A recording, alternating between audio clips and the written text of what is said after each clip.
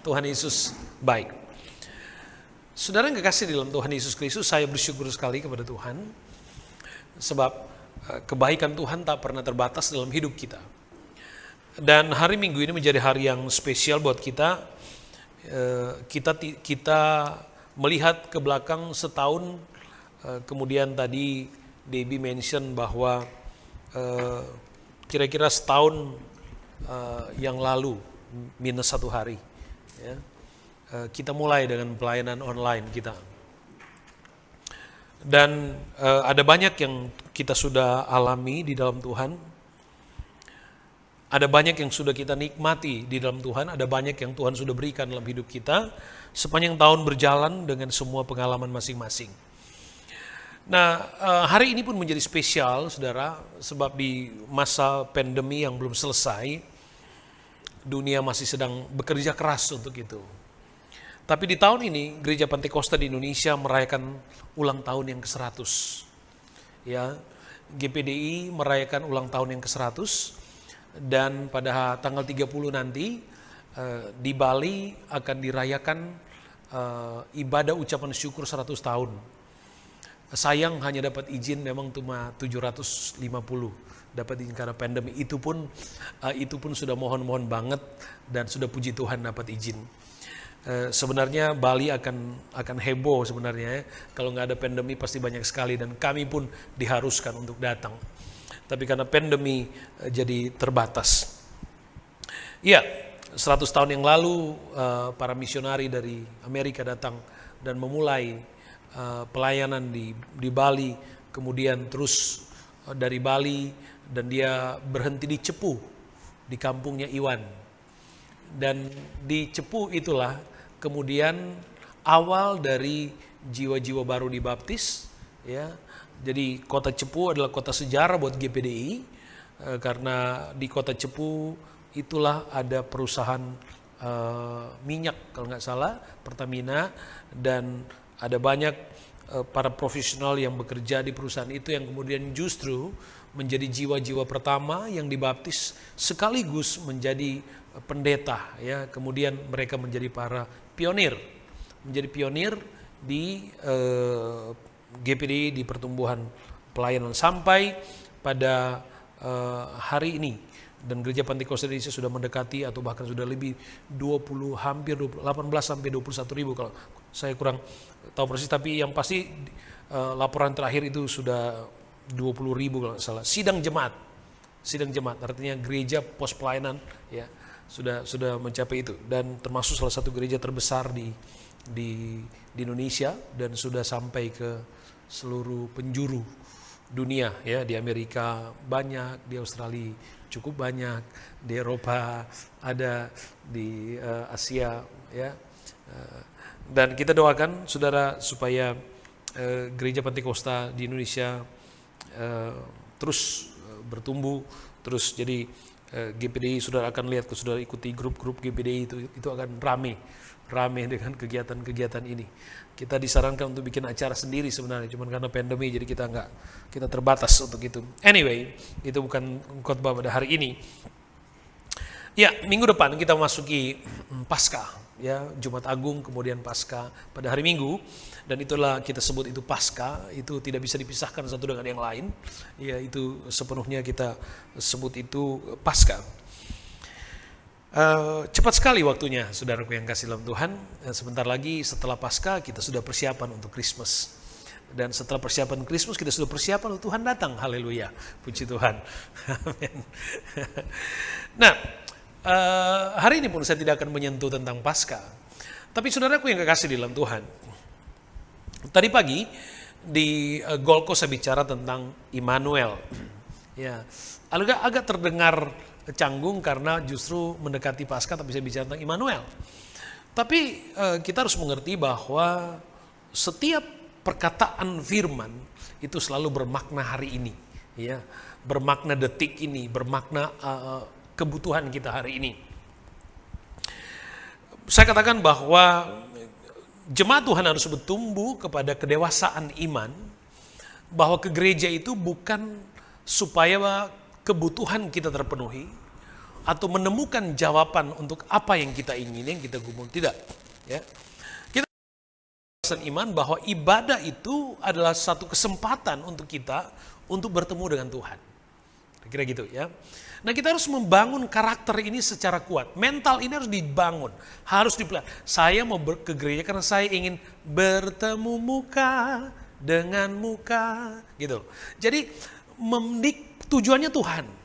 Sebab ketika tujuan kita beribadah adalah Tuhan, maka suasana ibadah itu akan menjadi sebuah perjumpaan yang sangat spesial, mulia, dan sangat privat antara kita pribadi maupun komunitas untuk sehati dengan Tuhan. Dan ketika kita memiliki hasrat untuk menjumpai Tuhan sebagai motivasi pertama kita, kerinduan awal kita, maka Alkitab katakan, cari dahulu kerajaan Allah, maka semuanya akan ditambahkan kepada. Jadi kita nggak boleh balik. Jadi kekristenan harus dibawa kepada pengertian dan pengenalan tentang Tuhan, menemukan, menjumpai pribadi Tuhan. Itu yang utama. Itu yang utama ya. Nanti yang lain, ketika kita, saudara yang kasih dalam Tuhan, Tuhan tidak pernah membiarkan orang yang sungguh-sungguh mencari pribadinya, menemukan pribadinya. Maka sesungguhnya menemukan pribadi Tuhan, menjumpai, keinginan untuk menjumpai Tuhan, itu adalah doa yang paling powerful, saudara. Bukankah sebelum kita meminta Tuhan sudah mengerti, Tuhan sudah tahu? Jadi ketika kita merindukan, menginginkan untuk menjumpai Tuhan dalam persekutuan yang intim, maka sesungguhnya itu permohonan yang paling kuat kepada Tuhan. Itu saat untuk kita menerima dan Tuhan mencurahkan jawaban, berkat dan semuanya. Oke, nah saudara yang kekasih di dalam Tuhan, betapa pentingnya kita membangun, seperti saya katakan tadi, beribadah. Ibadah tidak hanya, kita kan selalu welcome to our church. Ya kan, secara institusional itu sebuah welcoming yang bagus sekali, ya, welcome to our church. Tapi saya mau supaya sekali lagi fokus kita mau melihat bahwa kita mau datang ke rumah Tuhan, ya, ke rumah Tuhan. Mungkin agak terdengar klasik, ya, ke rumah Tuhan ini kan cuma, ya kan, mungkin pikirnya begitu. Tapi no, saat ini ketika kita beribadah, ini menjadi suasana rumah Tuhan. Katakan amin. Ini menjadi suasana rumah Tuhan. Jadi iman kita harus berkata, di sini, sekarang, tempat ini adalah rumah Tuhan. Rumah Tuhan di mana segala kekayaan dari kuasa kemuliaan anugerah rumah Tuhan disediakan untuk kita dan kita masuk di dalamnya untuk menikmati semuanya. Nah, saudara yang kekasih, saya ingin kita melihat sebuah kisah di dalam Injil Lukas pasal ke-15. Injil Lukas pasal yang ke-15 mulai ayat yang ke-25. Lukas pasal 15 mulai ayat yang ke-25. Lukas 15 ayat 25. Tetapi anak yang sulung berada di ladang, dan ketika ia pulang dan dekat ke rumah, ia mendengar bunyi seruling dan nyanyi-nyanyian. Lalu ia memanggil salah seorang hamba dan bertanya kepadanya, apa artinya semuanya ini? Apa artinya semuanya itu? Lalu jawab hamba itu, adikmu telah kembali, dan ayahmu telah menyembelih anak lembu tambun karena ia mendapatnya kembali dengan sehat. Maka marahlah anak sulung itu dan ia tidak mau masuk. Lalu ayahnya keluar dan berbicara dengan dia. Tetapi ia menjawab ayahnya, katanya, telah bertahun-tahun aku melayani Bapa dan belum pernah aku melanggar perintah Bapa, tetapi kepadaku belum pernah Bapa memberikan seekor anak kambing untuk bersuka cita dengan sahabat-sahabatku. Tetapi baru saja datang anak Bapa yang telah memboroskan harta kekayaan Bapa bersama-sama dengan pelacur-pelacur, maka Bapa menyembelih anak lembu tambun itu untuk dia. Kata ayahnya kepadanya, saya menggaris bawahi bagian ini, anakku, engkau selalu bersama-sama dengan aku, dan segala kepunyaanku adalah kepunyaanmu. Saudara, ini kisah tentang, di judul perikopnya adalah anak yang terhilang. Tapi saudaraku yang kekasih di dalam Tuhan, ini kisah bukan hanya tentang anak yang terhilang. Ini justru bicara tentang kasih Bapa yang begitu besar. Ini bicara tentang kasih Bapa yang begitu besar. Diawali dengan anak bungsu, yang saya ingin katakan tidak betah di rumah, mulai tertarik dengan dunia luar, sehingga dia meminta hak warisnya untuk dia boleh keluar dari rumah. Lalu singkat cerita, bapaknya melepaskan dia pergi, lalu kemudian dia kembali dengan tidak memiliki apa-apa. Dia kembali dengan tidak memiliki apa-apa, dengan satu sikap yang berbeda. Awalnya dia keluar dengan penuh kesombongan dan keangkuhan, tapi dia kembali kemudian dengan kerendahan hati dan pertobatan. Lalu saudaraku yang kekasih dalam Tuhan, kembalinya anak bungsu ini itu menggugah hati Tuhan. Saya berulang kali mengatakan, apakah Bapak yang tidak sanggup mencari dan menemukan dia sebelumnya? Pasti bisa. Tapi itu tidak Bapak lakukan. Sebab kalau Bapak pergi memaksanya dia pulang kembali, belum tentu dia akan memiliki karakter yang hidup dalam pertobatan sungguh-sungguh. Akhirnya dia kembali dengan pertobatan. Dan Alkitab ceritakan, waktu anak bungsu ini kembali, betapa senang hati Bapak. Alkitab menceritakan bahwa masih jauh anak itu, bapaknya sudah berlari, mendapatkan dia, merangkul dia, mencium dia. Ya. Dan saudara yang kekasih di dalam Tuhan, tidak hanya itu. Lalu kemudian Bapak mempersiapkan sebuah pesta di situ. Sebuah pesta yang boleh dikata pesta yang mungkin jarang, belum pernah, mungkin kita sebut aja jarang, ya. Lain daripada yang lain mungkin. Dan ini pesta yang spesial di mana anak ini, anak bungsu, dia mendapati bahwa dirinya diterima oleh Tuhan. Makanya saudara, dalam konteks rohaninya, pertobatan selalu menarik perhatian Tuhan. Bukan apa yang pernah kita lakukan, bukan sejauh mana, sebesar apa kejatuhan kita dalam dosa. Tapi yang terpenting menarik perhatian Tuhan adalah pertobatan. Bagaimana kita datang sungguh-sungguh kepada Tuhan. Alkitab katakan, walaupun dosamu merah seperti kermisi, aku akan jadikan putih seperti bulu domba, seperti salju. Ya. Nah, demikian pun dengan Bapak. Bapak sedang dalam suasana hati yang penuh dengan kegembiraan, rasa sukacita, sebab dikatakan anakku yang hilang, anakku yang telah mati, kini hidup kembali. Itu bahasa Alkitab. Anakku yang telah mati, kini telah hidup kembali. Sekali lagi, nah kegembiraan dari Bapak ini kemudian dia membuat sebuah pesta. Sebuah pesta. Bahkan dalam pesta itu sampai dikatakan dia menyembeli korban, menyembeli ternak, mempersiapkan makanan yang banyak. Saking pestanya itu luar biasa, maka pesta itu terdengar jauh. Anak bungsu ini memiliki seorang kakak yang Alkitab hanya menyebut anak sulung. Anak sulung ini kemudian sekembalinya dari dia mengerjakan pekerjaannya di ladang, dia mendengar, Alkitab ceritakan begitu, mendengar apa yang kok ada berbeda di rumah bapaknya. Dan Alkitab menceritakan, kemudian dia tanya kepada hambanya menceritakan bahwa bapak sedang membuat pesta sebab adikmu telah pulang kembali.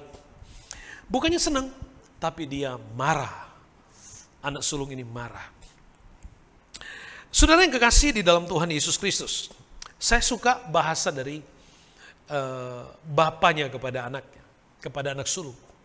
Dalam percakapan, dalam kemarahan anak sulung, dia katakan, Bapak belum pernah melakukan seperti itu untuk saya. Saya nggak pernah punya, Bapak tidak pernah memberikan saya kesempatan untuk saya berpesta dengan teman-teman saya. Perhatikan kalimat dari bapaknya. Anakku, engkau selalu bersama-sama dengan aku, dan segala kepunyaanku adalah kepunyaanmu. Anakku, engkau selalu bersama-sama dengan aku. Segala kepunyaanku adalah kepunyaanmu. Saya memberi judul khotbah pada hari ini, terhilang di rumah sendiri. Saudara yang kekasih, apa yang dilakukan oleh Bapak mulai dari dia menyambut anak bungsu itu pulang, sampai dia mempersiapkan pesta, bahkan Sewaktu anak bungsu sebelum dia tiba di rumah bapaknya, dia masih menerawang dan dia berkata, kenapa saya susah-susah di sini sedangkan di rumah bapakku penuh dengan kelimpahan. Itu semua menggambarkan tentang suasana rumah bapa. Menggambarkan tentang apa sebenarnya yang ada di rumah bapa. Suasana dan apa sebenarnya yang ada di rumah bapa. Di dalam ungkapan bapa kepada anak sulung, anakku, engkau selalu bersama-sama dengan aku. Apa yang bapa punya adalah kepunyaanmu juga. Saudara, di sini digambarkan bahwa sebenarnya di dalam rumah bapa memiliki segalanya. Memiliki potensi, memiliki kesempatan, memiliki kemampuan untuk dinikmati, untuk menikmati, untuk mendapatkan, untuk memperkaya, untuk memperbesar kapasitas. Sebenarnya itu yang digambarkan di dalam rumah Bapa. Dan di rumah Bapa itu, saudaraku yang kasih, dikatakan, saya mencatat di sini, yang pertama, di dalam rumah Bapa ada Bapa sendiri. Ada Bapa, makanya Bapa katakan, anakku engkau selalu bersama-sama dengan aku.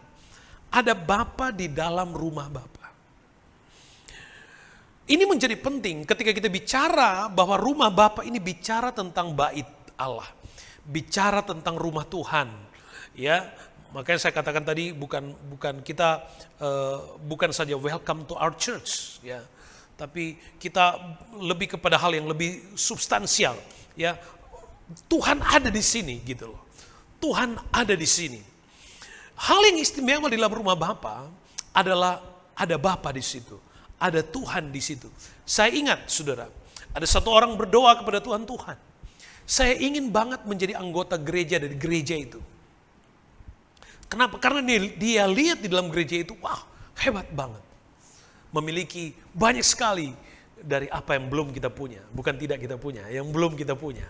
Ya, itu kerinduan, ya. Nah, sehingga dia ingin banget jadi bagian dari gereja itu. Saking dengan segala macam cara dia belum bisa. Lalu dia berdoa, Tuhan, saya ingin jadi bagian dari gereja itu. Tuhan menjawabnya begini, jangankan kamu, saya saja susah jadi bagian dari gereja itu. Kenapa, saudaraku yang kekasih dalam Tuhan? Karena kita berfokus kepada rumah Bapa, tapi kita hanya berfokus kepada konstruksi dan struktur di dalam rumah itu tanpa melihat kehidupan di dalam rumah itu. Yang sebenarnya adalah yang terpenting di dalam sebuah rumah Tuhan. Apa artinya kita menyebut itu rumah Tuhan kalau Tuhannya nggak ada di situ? Apa artinya kita menyebut itu rumahnya Resa?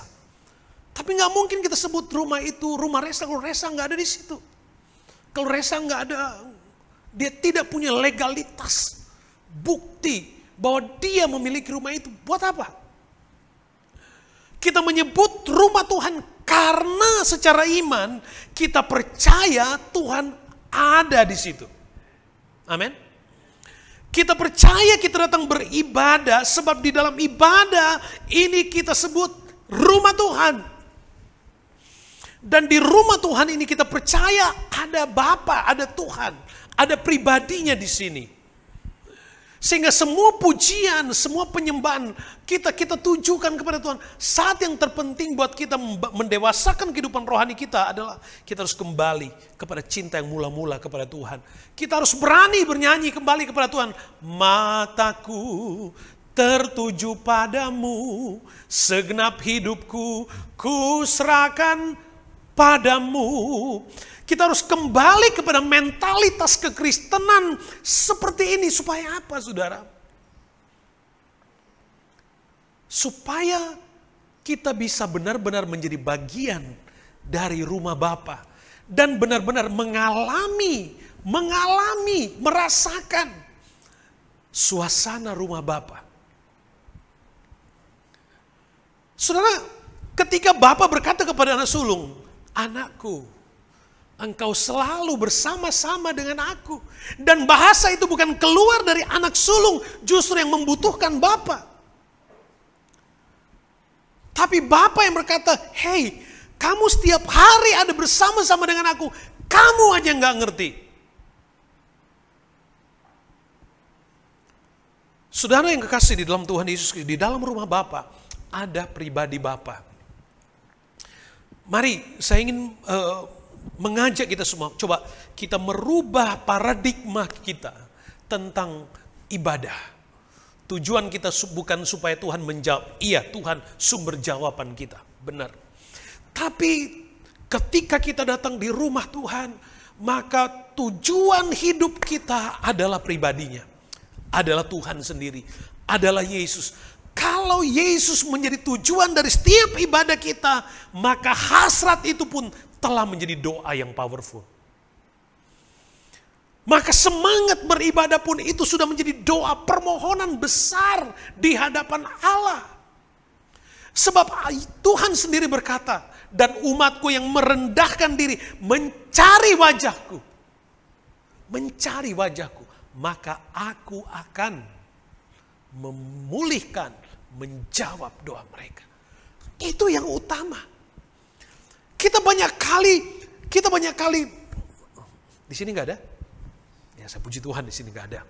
Ya, saya berusaha yakin, puji Tuhan di sini nggak ada. Ya, haleluya. Saudara yang kasih dalam Tuhan, untuk kita kadang gagal. Kegagalan kita adalah kita datang beribadah karena kita punya kebutuhan. Benar, kita punya kebutuhan untuk sesuatu yang ada di pikiran, di hati kita. Tapi dengar, kebutuhan kita yang paling utama adalah Yesus. Adalah Yesus. Keperluanku, Yesus saja. Keperluanku, Yesus saja. Kalau saja ini menjadi rindu, ini menjadi cinta, ini menjadi hasrat kita untuk kita datang beribadah. Alami, saudara. Apa yang Bapa buat untuk anak bungsu yang pulang, Bapa buat untuk kita. Kalau dia yang barusan pulang dibuatkan pesta, masa kita yang diam, yang setiap hari yang bersama tinggal melekat dengan hati Bapa, masa kita nggak nikmati sukacita itu?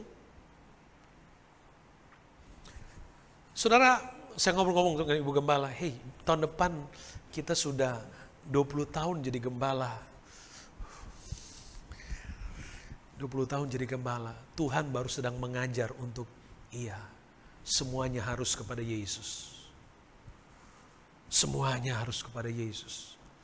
Apa yang Anda buat di dalam ibadah, semua yang Anda buat, yang kita buat, yang Anda kerjakan, harusnya Yesus dulu. Yesus yang utama. Saya percaya waktu kita taruh Yesus di atas segalanya, karena kita mengerjakan proyek rumah Bapa, bukan rumah tinggal kita secara spiritual, rumah Bapa. Dan kita tinggal di dalam rumah Bapa itu. Saudaraku yang kasih, rumah Bapa harus dibangun dengan selera Bapa. Amin. Mungkin Anda berkata, iya kita kan jadi anak yang baik. Bapak tenang aja, biar saya buat sesuka saya. No. Di rumah Bapa ada pribadi Bapa. Ada pribadi Bapa. Dan di rumah Bapa ada penerimaan. Tidak ada yang namanya terlambat datang kepada Tuhan. Enggak ada. Anda yang mendengar dari plan online ini, sejauh apapun Anda, apapun yang melatar belakangi sejarah hidupmu, tidak ada kata terlambat ketika Anda datang kepada Tuhan. Sebab yang menarik perhatian Tuhan, sikapmu untuk datang kepada Tuhan. Sebab sikapmu untuk datang kepada Tuhan dan sadar bahwa kita berdosa dan kita butuh Tuhan, maka sesungguhnya Anda telah menemukan anak kunci untuk mengalami pemulihan yang dari Tuhan. Mengalami pemulihan dari Tuhan. Kita bersuka sebab di rumah Bapa kita mengalami penerimaan, pengakuan dari Tuhan. Waktu kita nyanyi, kita hormati hadirat Tuhan. Nikmati Tuhan dalam hadirnya. Bukan sekedar tentang nyanyian, bukan tentang musik. Bukan hanya tentang sebuah harmoni dari satu komunitas. Bukan tentang suatu sorakan. Tidak sekedar. Tapi bagaimana kita menghormati Bapa dalam hadiratnya di rumah Tuhan. Waktu kita menghormati Bapa di dalam hadirat Tuhan, saudara yang kekasih dalam Tuhan, itu akan menarik perhatian Tuhan. Itu menarik perhatian Tuhan untuk datang bagi kita. Di rumah Bapa ada kesukaan. Anak sulung, dia dengar ada pesta, ada kesukaan di rumah Bapa. Ada potensi, ada kesukaan. Saya tidak katakan bahwa di rumah Bapa itu semuanya orang yang penuh dengan pengalaman air mata. No. Ada pengalaman sukacita, ada kebahagiaan. Ya. Ada bahkan Alkitab katakan kesukaan dari Tuhan itu menjadi kekuatan. Saya pikir-pikir kesukaan dari Tuhan itu menjadi kekuatan. Sulit untuk kita mengurai kesukaan itu menjadi kekuatan. Tapi kalau yang datangnya dari Tuhan, itu memberikan kita kekuatan yang besar. Dan tidak sekedar itu. Di rumah Bapa, apa sih yang gak ada? Di rumah Bapa, apa sih yang gak ada? Apa yang gak ada? Bapa katakan, hei anakku, engkau setiap hari bersama-sama dengan aku. Saudara, Anda yang punya anak sebagai ayah, apa rasanya kalau anak Anda tinggal serumah tapi anak nggak pernah papa atau mama, nggak pernah ada komunikasi yang sehat gitu, cuma datang begitu, pagi-pagi udah mandi ke sekolah, pulang dari sekolah langsung masuk kamar lagi, main game, malam tidur, nggak ada suasana yang seperti apa artinya? Nikmati rumah Bapa, sebab di rumah, seminggu sekali tuh kita ibadah, ya kan? Seminggu sekali kita ibadah, 2 kali lah, karena apa? Karena ada hope bisa face to face. Yang satu sekali lah, karena yang sebagian kan ikut sup. Nah, saudara yang kekasih di dalam Tuhan Yesus, kita punya kesempatan yang sangat istimewa, dan saya katakan begini, kalau Anda bisanya sekali saja, nggak apa-apa. Tapi waktu Anda datang sekali, Anda buat itu seperti Anda melakukannya untuk 7 hari. Apa yang mau diceritakan? Aman kan terdengarnya? Kalau Anda bisa melakukan cuman sekali, tapi Anda bisa melakukan sepenuh hati, apalagi kalau Anda bisa melakukannya 2 kali. 3 kali, kan lebih baik. Rumah Bapa ada semuanya. Saya suka waktu anak bungsu ini sadar dia salah, dia katakan di dalam Lukas 15:17, lalu ia menyadari keadaannya, katanya, betapa banyak orang upahan Bapakku yang berlimpah-limpah makanan, tapi aku di sini mati kelaparan. Kekayaan kita di Brisbane luar biasa. Hari ini Indonesia digoncangkan dengan sebuah peristiwa di Makassar.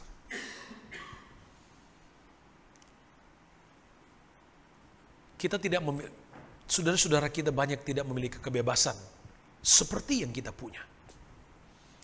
Apakah ini bukan sebuah kekayaan buat kita? Kesempatan untuk beribadah adalah kekayaan. Makanya kalau Anda masih bisa datang beribadah, kalau Anda masih bisa datang berdoa,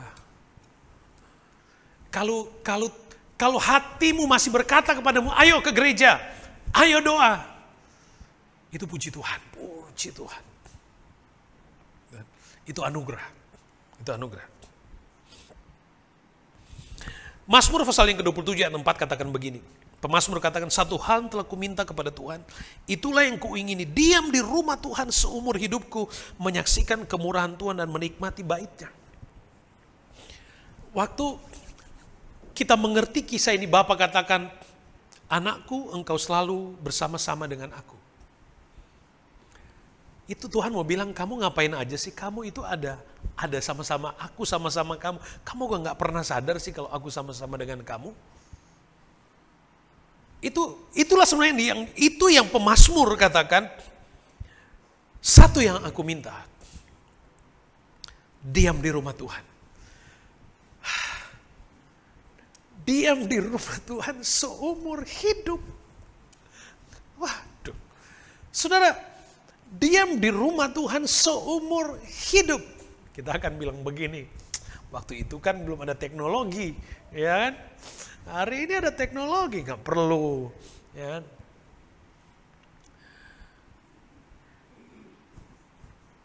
Saya tidak sedang memaksa atau mempersalahkan saudara. Saya hanya mengingat ada kekayaan rohani, yaitu kesempatan untukmu.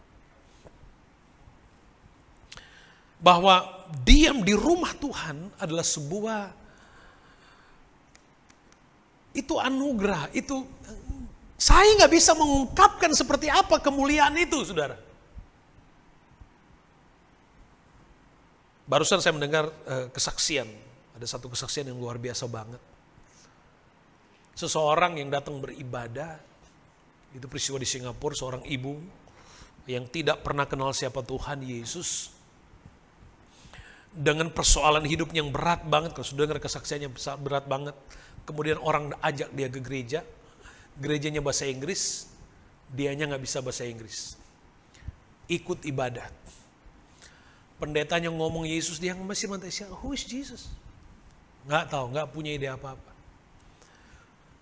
Lalu kemudian saudaraku, di dalam ibadah itu dia tiba-tiba dia merasakan ada peace yang begitu sangat luar biasa di hatinya. Dan peace yang dia rasakan itu mengangkat semua bebannya. Dia nggak ngerti itu pujian, dia nggak ngerti pujian, dia nggak ngerti itu khotbah. Tapi ada Bapa di situ, di rumah ada Bapa di situ, sehingga beban hidupnya terasa langsung lepas dan dia merasakan damai dan dia nggak bisa jelaskan itu. Dan begitu kemudian pendeta menunjuk dirinya, hei kamu orang para Asyar datang dan tanya, apakah kamu mau terima Yesus? Dia katakan, who is Jesus? Apakah Yesus itu yang memberikan damai itu di hati saya saat ini? Dan kalau dia adalah Yesus yang memberikan damai di hati saya saat ini, tidak ada alasan untuk saya untuk dapat menolaknya. Jadi, saudara bayangin, itu kekayaan di dalam rumah Tuhan. Ada di bait Allah di mana ada Bapa di situ, dan Bapa bisa mengerjakan bagiannya secara supranatural dengan karya yang kita nggak tahu gimana caranya, saudara. Dan saya percaya Allah sedang meletakkan nilai-nilai rohani di dalam diri kita, mereka dan semua yang mendengarkan khotbah. Tuhan sedang melepaskan kuasa firman itu di dalam dirimu saat ini untuk menjadi benih terhadap semua doa dan pergumulanmu. Itu menjadi benih. Kekayaan di dalam rumah Bapa. Kekayaan di dalam rumah Bapa. Mazmur 84 ayat 2. Betapa disenangi tempat kediamanmu ya Tuhan semesta alam. Jiwaku hancur karena merindukan pelataran rumah Tuhan. Hatiku, dagingku bersorak-sorai kepada Allah yang hidup. Bahkan burung pipit telah mendapat sebuah rumah, burung layang-layang sebuah sarang tempat menaruh anak-anaknya. Pada mezbamu ya Tuhan semesta alam, ya Rajaku dan Allahku. Berbahagialah orang-orang yang diam di rumahmu, yang terus-menerus memuji Engkau. Berbahagialah orang-orang yang diam di rumahmu, yang terus-menerus memuji Engkau. Apa yang tidak ada di rumah Bapa? Saya pernah berkata bahwa jawaban atas doa kita adalah ibadah. Waktu kita beribadah itu jawaban. Itu jawaban. Kadang-kadang kita menunggu jawaban yang yang verbal, jawaban yang kalau Tuhan bilang kita minta A, jawabnya harus A gitu kan. Kadang kita menunggu. Tapi dengar, kehidupan bersama Tuhan adalah kehidupan supranatural, hubungan yang kita kadang-kadang nggak ngerti memang, karena itu keselamatan itu supranatural, saudara. Ya. Yang hanya bisa diraih dengan iman. Dan ketika kita mendaki iman kita, ada ruang di puncak iman kita yang pikiran kita nggak ngerti. Tapi waktu kita sampai di titik itu, di situ kita temukan pribadi Tuhan. Di situ kita temukan pribadi. Makanya waktu kita ada di rumah Tuhan ada kebahagiaan. Dan Mazmur 92 ayat 14, mereka yang ditanam di bait Tuhan bertunas di pelataran Allah kita. Orang-orang yang beribadah, yang ada di rumah Tuhan, yang menabur di rumah Tuhan, ada janji kehidupan di situ. Ya, ada janji kehidupan. Mereka yang ditanam di bait Tuhan akan bertunas di pelataran Allah kita. Ada janji kehidupan. Kita kembali kepada anak sulung. Alkitab menceritakan anak sulung. Bapak katakan, engkau selalu bersama-sama dengan aku, apa yang aku punya adalah kepunyaanmu. Perhatikan saudara, anak sulung ini adalah anak sulung yang baik sebenarnya. Karena Alkitab menyebut dia rajin. Dia rajin. Dia selalu seumur hidupnya dia melayani bapaknya. Wow. Dan bahkan dikatakan dia belum pernah melanggar perintah bapak anak manis. Kira-kira gitu kan. Anak sulung tidak pernah melanggar perintah bapaknya. Gak pernah. Dia melayani bapaknya. Tapi ternyata pelayanannya kepada Bapa hanya terbatas kepada ketaatan secara fisik. Tapi hatinya nggak tinggal di rumah. Hatinya nggak kepada Bapaknya. Dia cukup punya kehidupan moral yang baik. Berintegritas. Bisa seperti itu. Tapi hanya terikat kepada hal-hal yang sifatnya ketaatan secara lahiriah. Ketaatan secara fisik. Tapi dia tidak benar-benar masuk. Karena dia tidak pernah mengerti hati Bapa.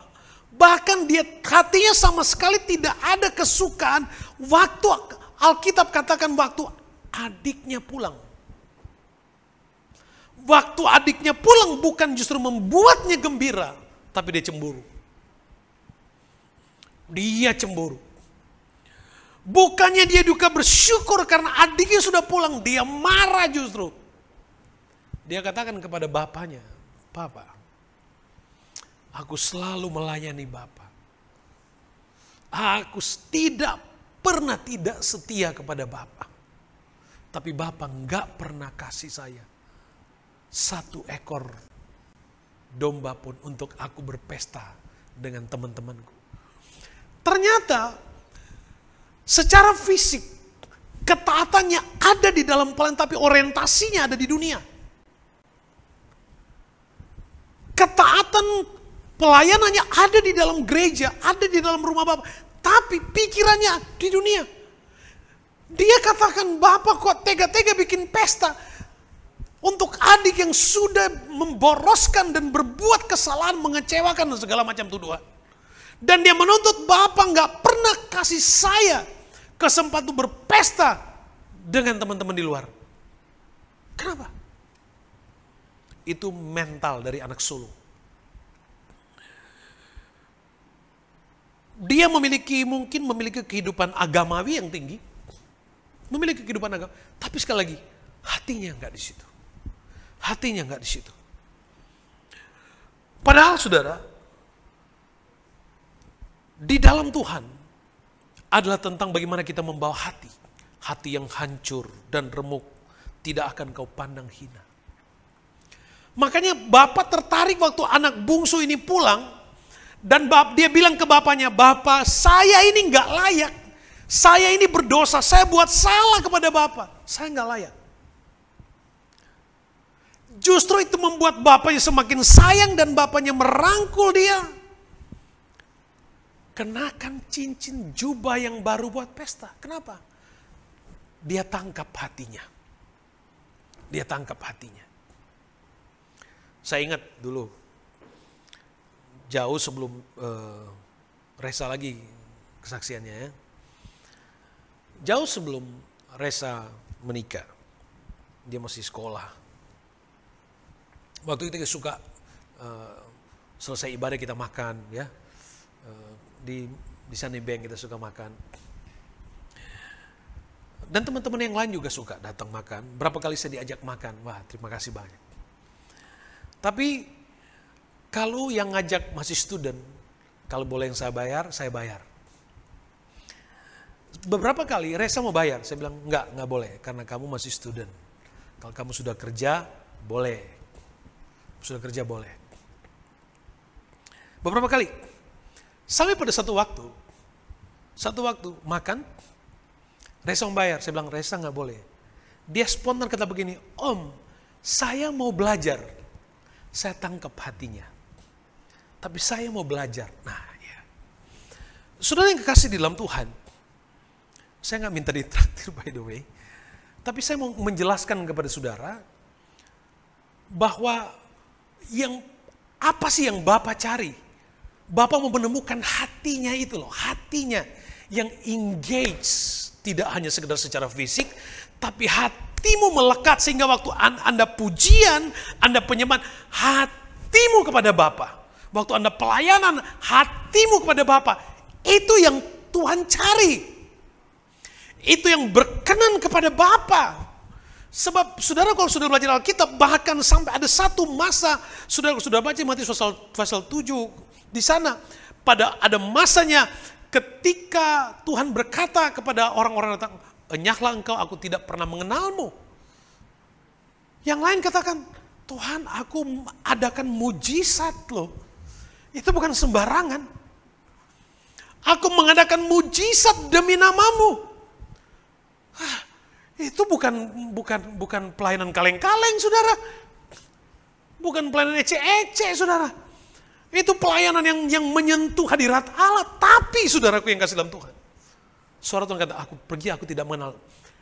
Saudara, saya tidak katakan pelayanan secara fisik tidak penting. Tapi ketika Anda melakukan, apapun juga yang Anda lakukan untuk Tuhan, maka Alkitab katakan, lakukanlah segala sesuatu di dalam nama Tuhan Yesus Kristus. Pengertian melakukan segala sesuatu di dalam nama Tuhan Yesus Kristus bukan setiap Anda buka pintu dalam nama Yesus. Ya. Setiap langkahmu dalam bukan begitu poinnya. Begitu lakukan segala sesuatu dalam nama Tuhan Yesus Kristus. Waktu Anda bangun pagi, Anda sudah sebut Tuhan, serahkan aktivitas hidupku kepada Tuhan. Jadi aktivitas dalam rumah, oke. Sudah diawali dengan doa. Kecuali Anda mau keluar, Anda mau ke sekolah, Anda belum berdoa. Buka kulkas dalam nama Yesus. Bukan gitu poinnya ya. Jadi kita harus mengerti tentang konteksnya. Oke. Anak sulung. Anak sulung tidak pernah menikmati Bapa di dalam rumahnya sendiri. Anak sulung menjadi pribadi yang terhilang di rumahnya sendiri. Dia tidak pernah merasa memiliki apa yang Bapa punya. Kenapa? Karena dia tidak pernah mengerti hati Bapa. Dia tidak pernah meraih hati Bapa. Dia tidak pernah menyentuh hati Bapa. Anak sulung di dalam attitude-nya, dia menjadi pribadi yang pemarah, pendendam, cemburuan. Itu. Padahal anak Tuhan harus memiliki DNA Kristus. DNA Kristus adalah DNA yang memuliakan Tuhan, memuliakan Tuhan. Saudara, anak bungsu memiliki, itu yang saya katakan, mental duniawi masih ada. Padahal Alkitab katakan jelas di dalam Yakobus pasal 4 ayat 4 bahwa persahabatan dengan dunia adalah permusuhan dengan Allah. Barang siapa ingin menjadi sahabat dunia, ia menjadikan dirinya musuh dengan Allah. Ini menjadi penting untuk kita mengerti. Sekali lagi, Bapa ingin berkata kepada kita, halo, engkau tinggal bersama-sama dengan aku, segala kepunyaanku adalah kepunyaanmu. Nikmati, miliki suasana itu. Kalau kita percaya bahwa kita adalah anak Bapa, nikmati pribadinya, miliki kerinduan untuk menjumpai pribadinya. Dia Tuhan, dia Allah, dia hadir. Jadikan Yesus tujuan dari semua kehidupan iman kita. Jadikan Yesus sebagai tujuan dari semua kerinduan kita. Datanglah kepada Yesus. Carilah Yesus terlebih dahulu. Maka engkau akan mendapatkan sepenuhnya apapun yang kita rindukan, butuhkan. Tuhan mengerti apa yang terbaik buat hidup kita. Jangan jadi orang Kristen yang terhilang di rumah Bapa kita. Jangan jadi orang Kristen yang terhilang. Jadi orang Kristen yang menikmati suasana rumah Bapa, menikmati kekayaan rumah Bapa. Haleluya, kita bangkit berdiri bersama. Tuhan Yesus baik.